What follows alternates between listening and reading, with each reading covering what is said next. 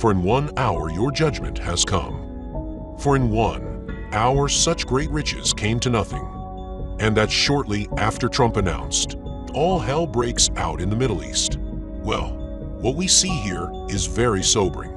Everywhere there is this terrible arrogance that inevitably must lead to a fall. Pride goes before destruction, and a haughty spirit before a fall.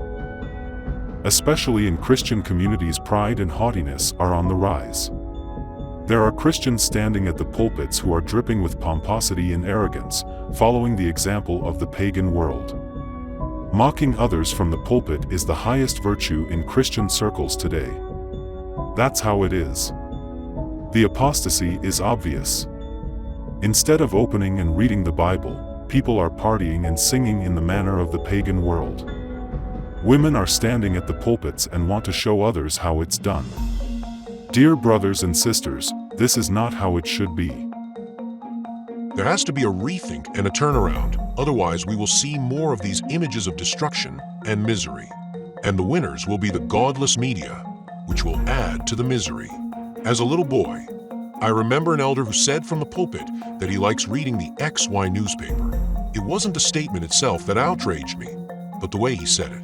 He said it as if everyone else should be ashamed of not being up to date and reading the XY newspaper. It was a sobering Sunday for me, which made me very sad. But it is what it is. Apostasy is forcing its way into the community of believers from all sides. There are far too many people standing at the pulpits who are not saved at all. They teach that salvation can be lost, or they teach Calvinism. There are also many hidden Pentecostals who want to smuggle the false doctrine of the charismatic movement into Bible-believing circles. Not to mention the feminists who force their way into Christian assemblies so that they can preach from the pulpits like brothers do. All in all, it is a very dangerous time. It is important, especially now, to take out the Bible and read it. Anyone who does not read the Bible will be swept away by the many chatterers and seducers and will perish. For the time has come for judgment to begin at the house of God. And if it begins with us first, what will be the end of those who do not obey the gospel of God? But he gives more grace. Therefore he says, God resists the proud, but gives grace to the humble. Therefore humble yourselves under the mighty hand of God, that he may exalt you in due time. The year 2025 has really started out very turbulently. Attacks, plane crashes, natural disasters, wars. Lots of deaths. Lots of destruction. Lots of misery in marriages. People in power who can't get enough. And people think nothing of it. They laugh and joke into the camera. Some put on a serious face to somehow do justice to the situation, but there is great misery in the hearts of the unsaved. The narrative of the lost is, God can't be bothered, we can do it all on our own. The world perishes, but we want to make party though. Dancing on the brink of hell. I think most of those who go to eternal hell come straight from a cool party location where something blew up or broke. All of this really gives an insight into how things will go in this year, which has only just begun. All those beautiful and expensive fireworks that were set off on New Year's Eve, which also killed some people, cannot change the fact that this year, 2025, will be a turbulent, catastrophic year. How do I know that? Well, the Bible says very clearly in Isaiah 57 verse 21 that there can be no peace for the wicked. But the wicked are like the troubled sea, when it cannot rest, whose waters cast up mire and dirt. There is no peace, says my God, for the wicked. Maybe the rapture will occur in 2025, who knows?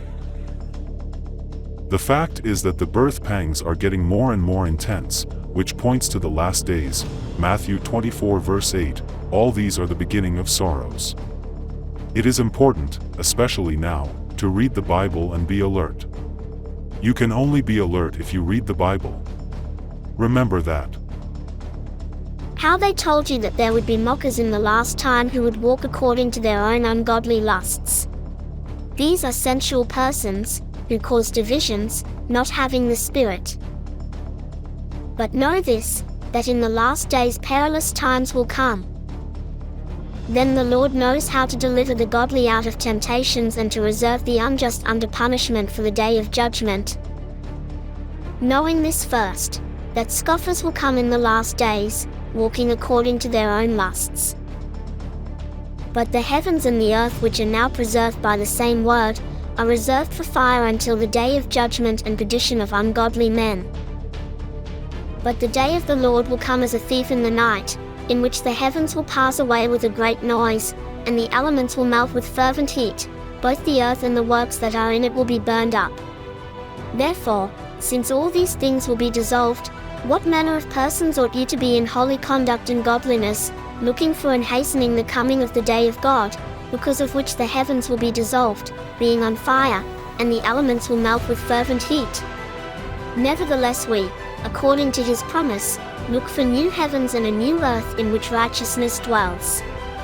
Therefore, beloved, looking forward to these things, be diligent to be found by him in peace, without spot and blameless.